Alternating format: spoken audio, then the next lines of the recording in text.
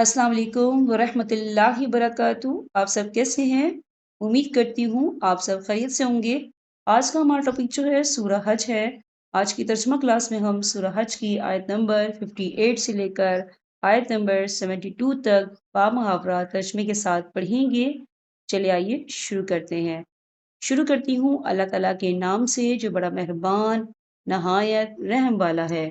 और जिन लोगों ने राह खुदा में तर्क वतन किया फिर वो शहीद कर दिए गए या अपनी मौत मर गए, अल्लाह ताला इन्हें बेहतरीन रिस्क अता फरमाएगा और बेशक अल्लाह ताला रोजी देने वालों में सबसे बेहतर है।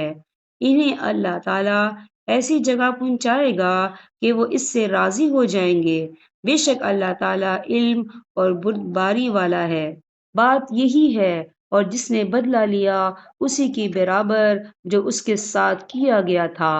फिर अगर उससे ज्यादती की जाए तो यकीनन अल्लाह ताला खुद उसकी मदद फरमाएगा। बेशक अल्लाह ताला दरगुजर करने वाला बख्शने वाला है।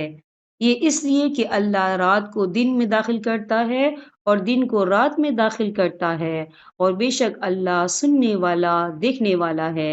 ये सब इसलिए कि अल्लाह ही हक है और इसके सिवा जिसे भी ये पुकारते हैं वो बातिल है और बेशक अल्लाह ही बुलंदी वाला किबरियाई वाला है।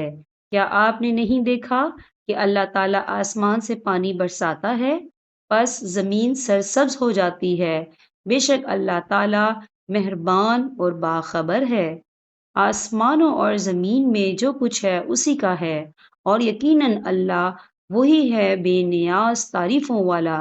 क्या आपने नहीं देखा कि अल्लाह ही ने जमीन की तमाम चीजें तुम्हारे लिए मुसख्खर कर दी हैं और इसके फरमान से पानी में चलती हुई कश्तियां भी वही आसमान को थामे हुए हैं कि जमीन पर इसकी इजाजत के बगैर गिर ना पड़े। बेशक अल्लाह ताला लोगों पर शफकत व नरमी करने वाला और मेहरबान है।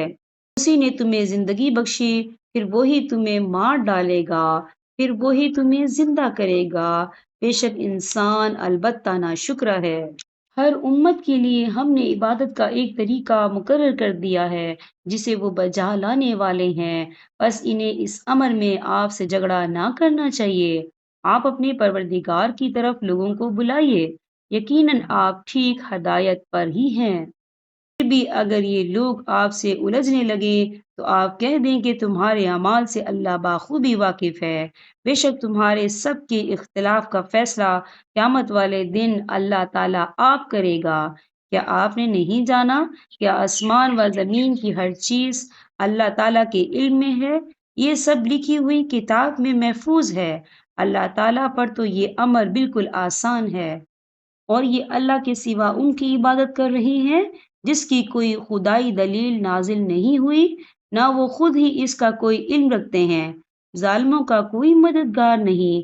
जब इनके सामने हमारे कलाम की खुली हुई आयतों की तिलावत की जाती है तो आप काफरों के चेहरों पर नाखुशी के साफ आसार पहचान लेते हैं। वो तो करीब होती है कि हमारी आयतें सुनाने वालों पर हमला कर बैठे। कह लीजिए कि क्या मैं तुम्हें इससे भी ज्यादा बदतर खबर दूं।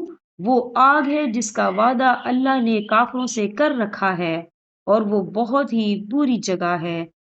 यहाँ पर हमारे सबक का इख्तिताम होता है। अल्लाह पाक तमाम उम्मती मुस्लिमा को कुरान पाक पढ़ने समझने और इस पर अमल करने की तौफीक अता फरमाए।